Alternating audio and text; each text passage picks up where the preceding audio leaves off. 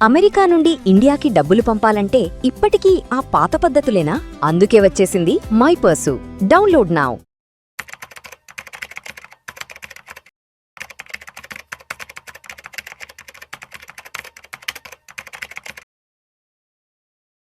Hello everyone, I'm Madhavi Reddy. So welcome to weekend wrap up. So ఈసారి మనకేంటంటే 3 days కంటిన్యూస్‌గా holidays వచ్చాయండి. సో ఈరోజు markets on account of Muharram holiday ఇచ్చారు. సో మనకి ఫైనల్‌గా 3 డేస్ హాలిడేస్ తర్వాత మనకి మండే రోజు మార్కెట్స్ ఓపెన్ అవుతున్నాయి. So many things are happening.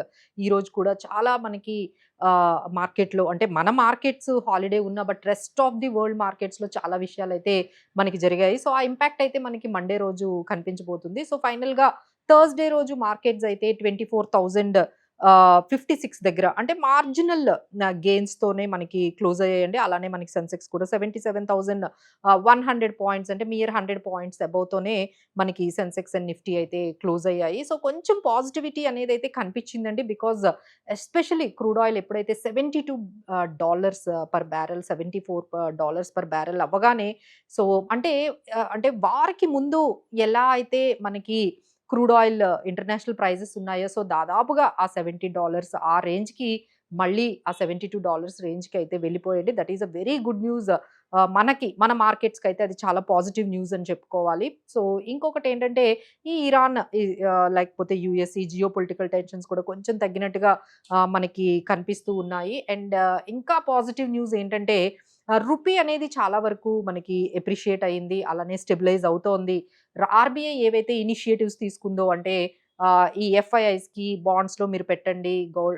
Government బాండ్స్‌లో పెట్టండి. మీకు టాక్సెస్ అనేవి ఎగ్జంప్షన్స్ ఇస్తున్నాము. అలానే గ్యారంటీడ్ దాదాపుగా 7% వరకు ఎఫ్ఐఐస్‌కి వాళ్ళు ఓపెన్ చేశారు. సో ఎప్పుడైతే టాక్స్ ఎగ్జంప్షన్స్ ఇచ్చారో లైక్ ఇంట్రెస్ట్‌లు గాని, క్యాపిటల్ గెయిన్స్ గాని ఎటువంటి టాక్సెస్ ఉండవు అనగానే దాదాపుగా $3 బిలియన్ వరకు దాదాపుగా మనకి మార్కెట్‌లోకి ఈ డాలర్స్ అనేవి వచ్చాయి. అలానే ఎన్ఆర్ఐస్‌కి కూడా ఎప్పుడైతే 7.1% గ్యారంటీడ్ ఎఫ్‌సీఎన్ఆర్‌బీ ఓపెన్ చేశారో అక్కడి నుంచి కూడా మంచి రిజల్ట్ అయితే కనిపించింది. సో ఈ విధంగా మనకి రూపీ అనేది కొంచెం ఈ 2 ఆర్‌బీఐ తీసుకునే ఈ 2 చర్యల వల్ల కొంచెం స్టెబిలైజ్ అవ్వడము, అలానే ఇమ్మీడియేట్‌గా ఇంక్లూడింగ్ మనకి ఏదైతే ఈ క్రూడ్ ఆయిల్ కూడా తగ్గిందో సో ఇమ్మీడియేట్‌గా ఆ ఇంపాక్ట్ అయితే మనకి పాజిటివ్‌గా రూపీ మీద మనకి కనిపించిందండి. సో దీనివల్ల మార్కెట్స్ కొంచెం రీబౌండ్ అనేది, బయింగ్ అనేది కనిపించింది. ఎఫ్ఐఐస్ కూడా కొంచెం బయర్స్‌గా ఒక్కొక్క టైంలో టర్న్ అవుతూ ఉన్నారు. So this is overall ah, positive side of markets so far అని మనము చెప్పుకోవచ్చు. నౌ అసలు ఏం జరిగింది?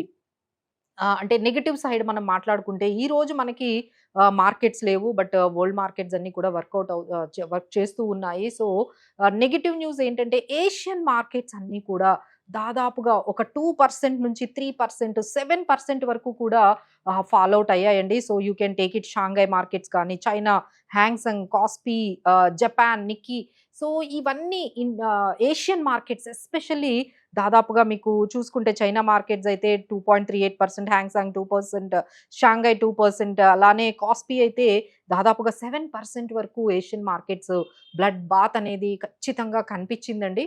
సో దానికి కారణం ఏంటంటే ఏదైతే ఈ చిప్స్ గాని లేకపోతే ఈ సెమీ కండక్టర్స్ కొంచెం కాస్ట్‌లీ అయ్యాయి. సో దానివల్ల యాపిల్ కంపెనీస్ అంటే వాళ్ళు యూజ్ చేసే ఆ చిప్ ఎప్పుడైతే కాస్ట్‌లీ అయిపోయిందో సో యాపిల్ కాస్ట్‌లీ అవుతుంది. యాపిల్ ఫోన్స్ అన్నీ కూడా కాస్ట్‌లీ అవుతాయి. సో దానివల్ల సేల్స్ తగ్గుతాయి అని యాపిల్ ప్రైజెస్ కూడా క్రాష్ అయ్యాయండి. So this is all because of artificial intelligence and costly ఏదైతే అయిపోయాయో అంటే సెమీ కండక్టర్స్ గాని లేకపోతే ఈ చిప్స్ గాని, ఈ మ్యానుఫ్యాక్చరింగ్ కాస్ట్‌లన్నీ పెరిగిపోయి సో దాన్ని యూజ్ చేస్తున్న ఆర్టిఫిషియల్ ఇంటెలిజెన్స్ కంపెనీస్ ఏవైతే ఉన్నాయో అవన్నీ కూడా చాలా షార్ప్‌గా నెగెటివ్‌గా రియాక్ట్ అయ్యాయి. సో దాని ఇంపాక్టే మనము మొత్తం ఏషియన్ మార్కెట్స్ అన్నీ కూడా ఈ బ్లడ్ బాత్ అనేది మనకు కనిపిస్తుంది. So maybe Monday we can see some kind of impact of these Asian market negativity అనేది మనకి మండే రోజు ఓపెన్ అవ్వగానే కొంచెం కనిపించే అవకాశాలైతే ఎక్కువగా కనిపిస్తున్నాయండి.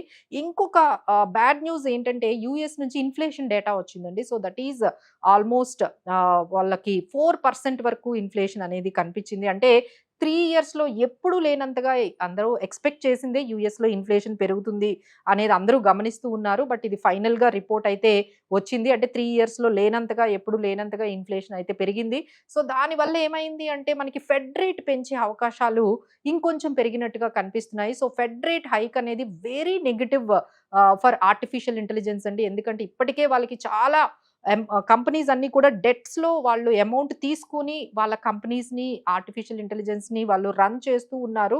సో, ఈ డెట్ అనేది ఎప్పుడైతే కాస్ట్‌లీ అయిపోతుందో ఇంకా ఈ particular losses for the artificial intelligence companies పెరిగిపోతూ ఉంటాయి. మేనేజ్ చేయడం, ఫైనాన్సెస్ మేనేజ్ చేయడం అనేది కష్టంగా ఉంటుంది. సో, దానివల్ల అదంతా కూడా నెగెటివ్ అనేది మనకి ఇంపాక్ట్ కనిపిస్తుంది. సో, అది కూడా మెటల్ స్టాక్స్‌కి కూడా అది చాలా నెగెటివ్ అండి. మీరు చూసుకుంటే ఎవ్రీ మెటల్ అంటే మీరు gold, silver, copper, nickel, aluminium మీరు మొత్తం మెటల్ ప్యాక్ అంతా కూడా మొత్తం ఫాలో అవుతుందండి. So, this is all which are very much happening because of Fed rate hike ఉండబోతుంది అనగానే ఈ విధంగా మెటల్స్ అన్నీ కూడా నెగెటివ్‌లోకి వెళ్తూ ఉన్నాయి. So, these are all might impact అంటే యూఎస్‌లో జరిగే ఇన్‌ఫ్లేషన్ పెరగడము, ఈ Fed rate hike definitely you can see all these news impact అనేది మీకు మండే రోజు కొంచెం కనిపిస్తుందండి. But still we have resistance levels అయితే మనకి 24,000 గాని హోల్డ్ చేయగలిగితే we can see the markets might go 24,200, 24,400 వరకు వెళ్ళే అవకాశాలు ఉంటుంది. లేదు అంటే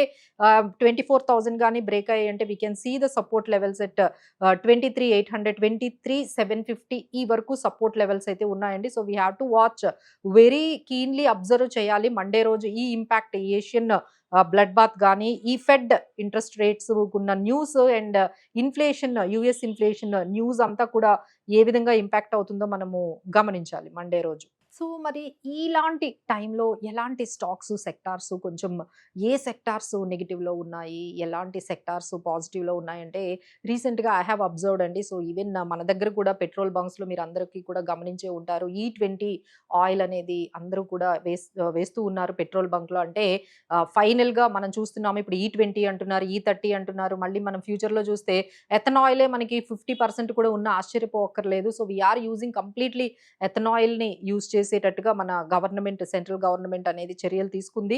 సో, దానివల్ల ఈ షుగర్ స్టాక్స్ కొంచెం పాజిటివ్‌గా అయ్యే అవకాశాలు కనిపిస్తున్నాయండి. రేణుకా షుగర్స్ ఇవన్నీ కూడా. ఆ తర్వాత ఐటీ కంపెనీ మీరు గమనిస్తూ ఉంటే చాలా కరెక్షన్ వచ్చిందండి. బట్ ఏంటంటే రీసెంట్‌గా మైక్రాన్ టెక్ కొంచెం పాజిటివ్‌గా రిజల్ట్స్ రావడంతో మళ్ళీ కొంచెం బయింగ్ ఆపర్చునిటీ అనేది ఈ ఐటీ కంపెనీస్ అంటే చాలా వరకు కరెక్షన్ అయిన తర్వాత అంటే దాదాపుగా 4 ఇయర్స్ లోయెస్ట్ పాయింట్‌కి మనకి ఐటీ కంపెనీస్ అంటే దాదాపుగా మీరు ఏ కంపెనీ అయినా తీసుకోండి. హెచ్‌సీఎల్ టెక్, ఇన్ఫోసిస్, విప్రో అన్నీ కూడా 30% అబోవ్ ప్రతి పెద్ద ఐటీ కంపెనీ కూడా ఫాల్ అనేది చూసాము. సో, దీని తర్వాత ఇంత కరెక్షన్ తర్వాత ఎవరైనా లాంగ్ టర్మ్ వ్యూతో కొంచెం సెలెక్టివ్‌గా ఐటీ కంపెనీస్‌లోకి ఇంకా మనం ఎంటర్ అవ్వాలి అనుకుంటే I think you can start adding up ఎవరికైనా అలాంటి ఆపర్చునిటీ ఉంది అనిపిస్తే మనం ఐటీ కంపెనీస్ ఇంత కరెక్షన్ తర్వాత కొంచెం యాడ్ చేసుకోవచ్చండి. So, that is one more thing. And ఏవైతే ఆయిల్ సెన్సిటివ్ అంటే ఎప్పుడైతే క్రూడ్ ఆయిల్ అనేది $70 కూడా వెళ్ళిపోతుందో సో, ఇమ్మీడియేట్‌గా ఎయిర్‌లైన్స్‌కి సంబంధించినవి, ఏషియన్ పెయింట్స్, అలానే ఆయిల్ మార్కెటింగ్ కంపెనీస్ ఇవన్నీ కూడా కొంచెం ఈ సెన్సిటివిటీ టువర్డ్స్ ఆయిల్ కంపెనీస్ అన్నీ కూడా కొంచెం మళ్ళీ పాజిటివ్‌గా అవుతాయి. అలానే యూఎస్ ఇండియా ట్రేడ్ డీల్ కూడా నడుస్తుందండి. సో, అది ఏమాత్రం కంప్లీట్ అయిందంటే కొంచెం ఎక్స్‌పోర్ట్ ఓరియెంటెడ్ కంపెనీస్‌కి పాజిటివిటీ అంటుంది. సో, ఈ విధంగా మీరు ఈ పర్టిక్యులర్ ఏరియాస్‌లో కొంచెం మొమెంటమ్ అయితే చూడొచ్చు. అండ్ నెగెటివ్‌గా మనము ఏవి చూడొచ్చు అంటే మెటల్ ప్యాక్ అంతా కూడా చాలా నెగెటివ్‌గా మీరు గమనించారు గదండీ. అన్ని metals gold, silver, copper, aluminium అన్నీ కూడా మెటల్ అంతా కూడా క్రాక్ డౌన్ అవుతోంది. సో, మెటల్ స్టాక్స్ కొంచెం నెగెటివ్‌లోనే ఉన్నాయని చెప్పొచ్చు. అలానే ఈ గోల్డ్, సిల్వర్ తగ్గడం వల్ల ఈ ఎన్‌బీఎఫ్‌సీస్ అంటే ముత్తూట్ ఫైనాన్స్ ఇవన్నీ కూడా గోల్డ్ ఫైనాన్స్ కంపెనీస్ కూడా ఇప్పుడు ఒక్కసారి ఈ గోల్డ్ ధరలు తగ్గడంతో వాళ్ళు కూడా లోన్స్ ఇచ్చే ఆ కెపాసిటీ కూడా తగ్గిపోతుంది కాబట్టి సో, అవి కూడా కొంచెం వాలటిలిటీ అనేది కనిపిస్తుందండి. సో, ఇవన్నీ కూడా మీరు చూసుకుంటూ ఉండండి. అలానే మనకి జులైలో మంచి ఐపీఓస్ కూడా ఉన్నాయి. Like we have some good IPOs are coming in the July. So, that is also you can including Zepto. సో, దాని మీద కూడా మీరు కొంచెం ఏమైనా మంచి ఆపర్చునిటీస్ ఉంటే ఆ ప్రైమరీ మార్కెట్‌లో కూడా మీరు కొంచెం అబ్జర్వ్ చేయొచ్చు. So, that's it for this weekend wrap up.